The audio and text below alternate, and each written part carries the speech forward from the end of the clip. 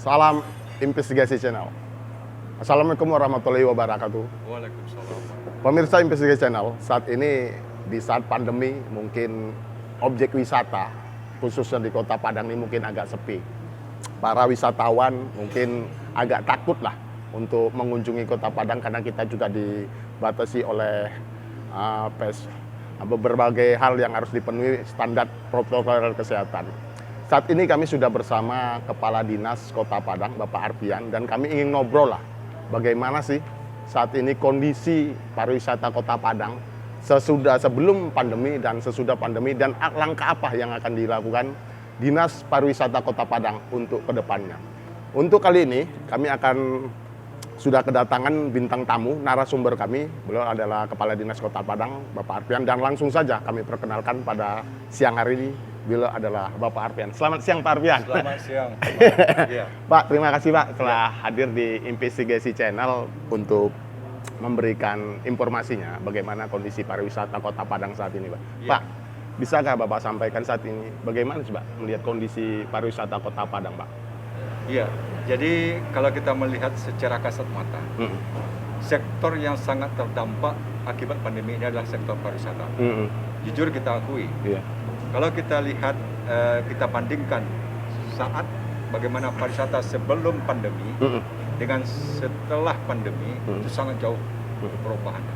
Salah satu contoh indikator yang nyata adalah pendapatan asli daerah yang bersumber dari sektor kepariwisataan. Itu sebelum pandemi itu hampir di atas 100 miliar yang memberikan kontribusi untuk pemerintah Kota Padang dari segi pendapatan.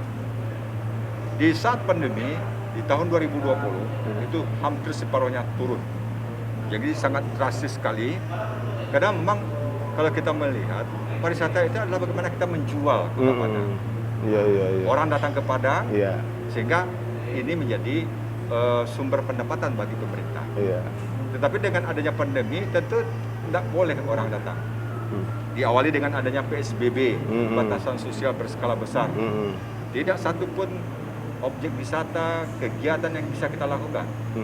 Setelah PSBB masuk lagi ke PPKM.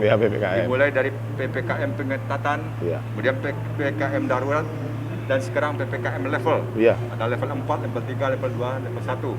Sampai hari ini Kota Padang masih berada di PPKM level 4. Tidak boleh ada kegiatan, event yang bisa kita laksanakan. Makanya ini menjadi problem bagi kita. Bagaimana sektor pariwisata ini bisa mendapat kembali. Salah satu juga yang menjadi indikator di PPKM level 4, itu semua destinasi wisata harus tutup.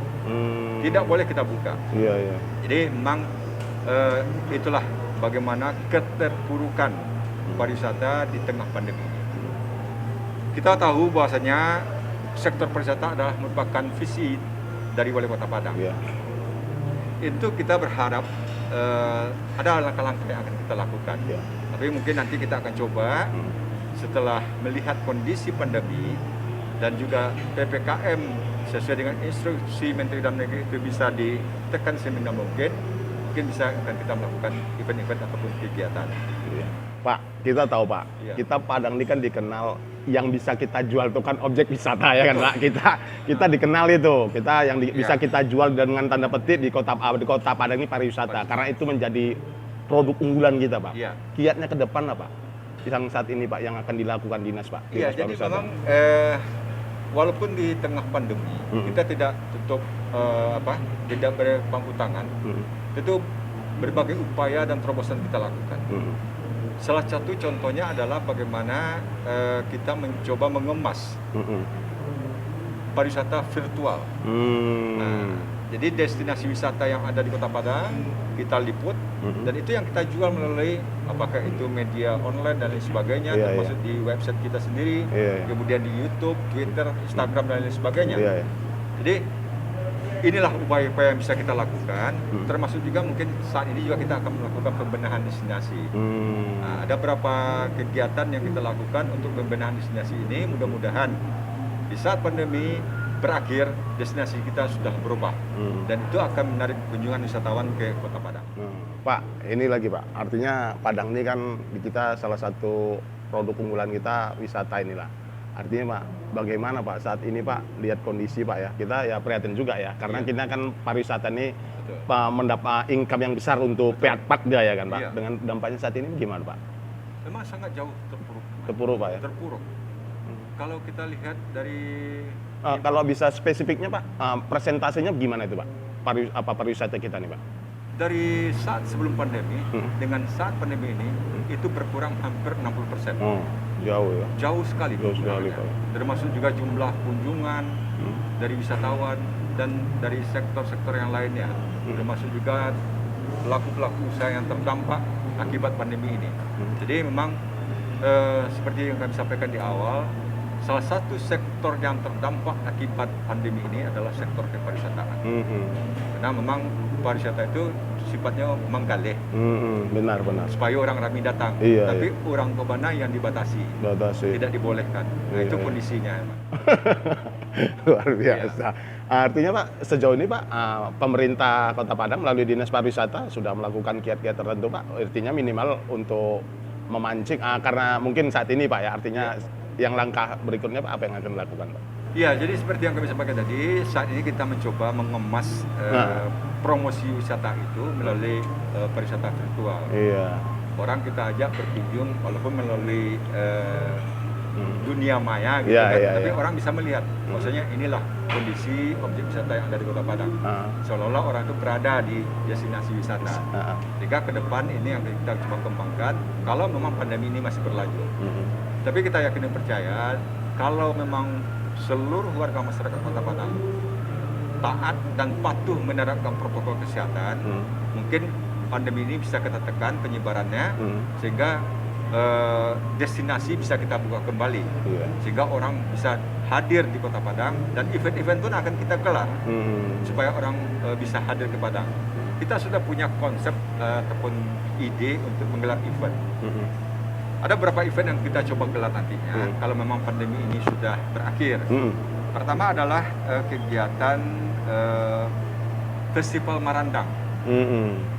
Kita nanti upayakan nanti mungkin di dalam rangkaian kegiatan, apakah itu Hari Sumpah Pemuda ataupun Hari Pahlawan, ada momennya. Iya. Kita akan menggelar event Lomba Marandang itu. Iya.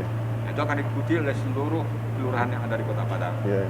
Kemudian ada event pameran bonsai.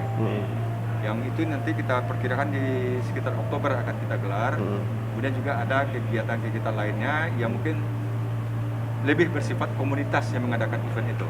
Dan kita insya Allah dari Dinas Pariwisata akan mendorong komunitas-komunitas yang ada untuk melaksanakan event-event, walaupun mungkin skalanya cukup untuk Kota Padang dulu, tapi ini bisa menjadi momentum bagi kita.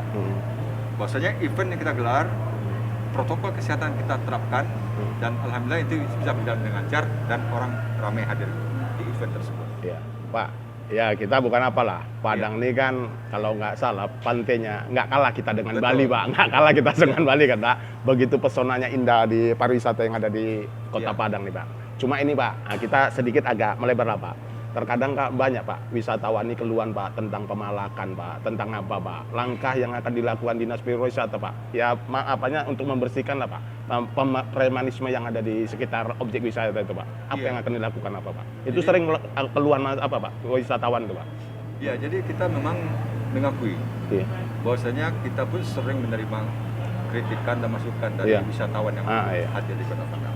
Terutama sekali terkait dengan parkir Iya, yang terlalu luar biasa. mahal ya. Kemudian pelaku-pelaku kuliner yang di destinasi wisata yang menerapkan harga seenaknya. Suka-suka hatinya aja. Ya. Ke depan kita mencoba, sebenarnya ini sudah berbagai langkah kita lakukan. Seperti contoh untuk restoran, kafe, dan rumah makan. Kita sudah punya program bagi pelaku usaha sektor kuliner. Itu kita berikan rekomendasi. Bagi wisatawan yang berkunjung ke Kota Padang, kita merekomendasikan untuk bisa mencicipi kuliner Kota Padang itu di kafe, restoran, atau rumah makan yang sudah ada rekomendasinya dari Dinas Pariwisata. Oh. Kalau sudah kita rekomendasikan berarti itu sudah Resmi Pak ya? resmi. Oh Dapat iya. dikata, sebelum orang makan di situ juga sudah ada daftar harga makanan yang akan Iya, dimakannya. tercantum gitu. Tercantum. Jadi mereka tidak kaget nantinya kalau memang jauh melampaui perkiraan mereka. Benar. Kemudian untuk yang oknum-oknum lah kita Ya, oknum itu. yang melakukan pemalakan. Kalau untuk di destinasi kita sudah bekerja sama dengan TNI Polri. Seperti contoh untuk yang di Pantai Padang kita bekerja sama dengan Muspika Padang Barat. Kemudian di Pantai Air Manis kita bekerja sama dengan Muspika Padang Selatan. Kita punya tim gabungan. Jadi kalau nanti mohon maaf ada masyarakat yang merasa dirugikan, silakan hubungi petugas. Petugas selalu standby di destinasi. Jadi segerakan informasikan ke petugas, seolah itu akan ditangani langsung oleh petugas. Tetapi memang kalau hanya diandalkan kepada kita semua, tanpa melibatkan masyarakat, tentu juga tidak bisa. Makanya kami pun mengharap proaktif dari masyarakat. Oh iya, benar itu. Dalam arti kata begini, kalau memang terjadi pemalakan, dipaksa, nggak usah ada kita bayar, pergi aja. Walaupun ada ancaman tadi kan orang ramai kan bisa juga membantu. Jadi kepada seluruh masyarakat kami mengharapkan apapun yang dilakukan kegiatan di destinasi, situ sudah ada aturannya, rambu-rambunya diatur dengan peraturan daerah. Seperti tarif parkir untuk roda 2 3.000, kemudian roda 4 itu 4.000. Jadi itu yang harus kita terapkan betul. Jadi mari kita bersama-sama, pemerintah dan masyarakat untuk bisa menegakkan aturan ini. Itu harapan kami. Ya, artinya Pak, Dinas Pariwisata ini memberikan kenyamanan lah Pak ya. Siapapun wisatawan yang bakal nanti hadir ke Kota Padang ya setelah pandemi ini berakhir, Dinas Pariwisata Kota Padang memberikan kenyamanan lah untuk. Insya Allah, betul. Jadi itu memang garansi dari kami. Karena kita sudah banyak melibatkan aparat terkait untuk memberikan kenyamanan dan keamanan bagi wisatawan yang berkunjung ke Kota Padang nantinya. Jadi seolah Padang itu layak untuk dikunjungi karena adanya keamanan dan kenyamanan. Iya, itu Pak wisatawan. Pak, ini lagi Pak, kita objek wisata kita ini kan selain Pantai Air Manis, Pantai Padang, ada beberapa objek lagi Pak. Nah, untuk ke depan Pak, bagaimana Pak? Untuk meningkatkan lagi daya saing lah Pak, tingkat wisatawan nasional ini Pak, ataupun internasional Pak. Jadi memang betul Firman. Jadi kita sebenarnya Kota Padang ini alhamdulillah dikaruniai alam yang indah. Alam yang indah. Bukan hanya pantai. Di tahun ini kita mencoba untuk menyusun perencanaan. Itu destinasi wisata arah timur Kota Padang. Ada seperti yang di Lubuk Menturun, kemudian di Lubuk Tempurung, kemudian di Gua Kelelawar di Lubuk Kilangan, kemudian ada Bukit Padayo, benar. Kemudian Bukit Nobita, luar biasa itu. Dan di Lubuk Hitam di Bungus. Itu sebenarnya suatu yang sangat potensial untuk kita kembangkan. Nah, kita sudah menyusun itu. Mudah-mudahan nanti di 2022 kita akan membenahi destinasi itu. Sehingga orang untuk mencapai ke lokasi itu tidak terlalu sulit. Makanya sarana dan prasarana harus kita siapkan untuk menuju lokasi destinasi. Karena kalau kita lihat kondisi sekarang, memang cukup berat untuk bisa menuju lokasi destinasi itu. Makanya kita ke depan mencoba di 2022 insya Allah itu sudah komitmen dengan Pak Wali Kota Padang, kita benahi destinasi arah timur Kota Padang ini. Kemudian juga yang perlu kita ketahui bersama bahwasanya destinasi yang arah timur itu memang tidak serta-merta kita bisa mengelolanya. Karena itu merupakan tanah ulayat, kemudian tanah masyarakat. Intinya adalah kita dari pemerintah hanya bisa melakukan pembinaan. Makanya kita bentuk kelompok sadar wisata yang ada di situ, di destinasi itu. Melalui kelompok-kelompok sadar wisata yang berasal dari masyarakat yang ada di lokasi destinasi, kita mencoba mereka untuk memberikan dorongan kepada mereka untuk bisa mengembangkan destinasi itu sehingga orang bisa hadir di situ. Jadi cukup banyak kelompok sadar wisata yang sudah kita bentuk. Sampai saat ini sudah sekitar 35 kelompok sadar wisata yang ada di Kota Padang. Jadi mudah-mudahan melalui kolaborasi dan kerjasama antara pemerintah dengan masyarakat melalui kelompok sadar wisata itu, destinasi wisata yang ada, yang dikelola oleh masyarakat itu bisa juga kita jual kepada wisatawan untuk hadir di destinasi tersebut. Wah, Pak, kita Padang nih Pak, artinya artinya dengan kapasitas Pak Arpian sebagai kepala dinas, optimis Pak dengan objek wisata Kota Padang di Kota Padang untuk bisa bersaing tingkat nasional Pak? Insya Allah karena berkaca pada pengalaman dan apa yang sudah dilakukan selama ini oleh Dinas Pariwisata, kita melihat Padang termasuk salah satu destinasi yang memang menjadi tujuan wisata Iya. dari wisatawan yang ada di Nusantara, Iya. termasuk juga di mancanegara. Mancanegara ya. Cuman persoalannya sekarang ini adalah bagaimana upaya kita untuk bisa membuat orang betah lama di Padang, stay di Padang ini. Tentu di samping mungkin melihat destinasi, juga mungkin ada perlu atraksi-atraksi yang kita tampilkan sehingga ini menarik minat wisatawan. Seperti contoh di Bali itu, ada tarik kecak, tarik ubud dan sebagainya. Kita punya potensi yang sangat luar biasa dengan kebudayaan ini. Tari-tari Minang bukan hal yang harus bisa kita kesampingkan, memberikan untuk kontribusi kepada wisatawan. Makanya kita janjikan kolaborasi, di samping destinasi kita benahi, pelaku-pelaku budaya ini juga kita dorong untuk bisa berkreasi, menampilkan kreasi-kreasi baru, sehingga itu menarik minat wisatawan untuk bisa hadir di sini. Udah pada Pak ya. Luar biasa statementnya.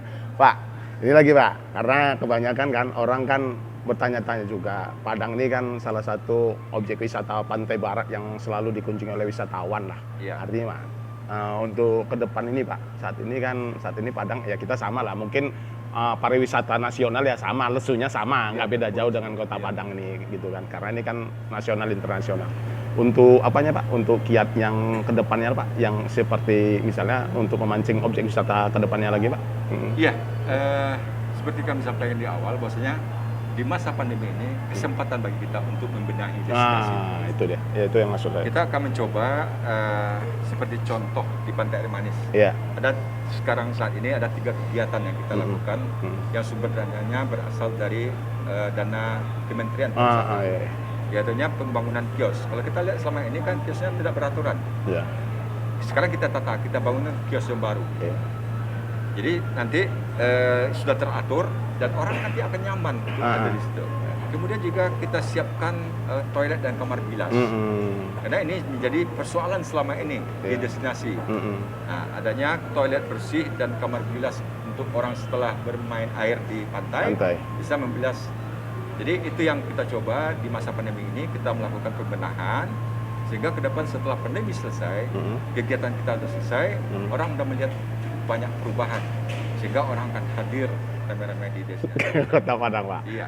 Oke Pak, silakan Pak closing statement, sampaikan kepada wisatawan yang baik ada di nasional pun internasional, bahwasannya Padang mampu memberikan kenyamanan apabila pandemi saat ini akan berakhir Pak. Silakan Pak Kadis. Jadi kepada seluruh wisatawan baik itu yang ada di Sumatera Barat maupun yang ada di seluruh Indonesia Saudara, termasuk juga wisatawan mancanegara, kami dari Dinas Pariwisata insya Allah bagaimana wisatawan yang hadir di Kota Padang itu bisa nyaman, aman, dan lama tinggal di Kota Padang.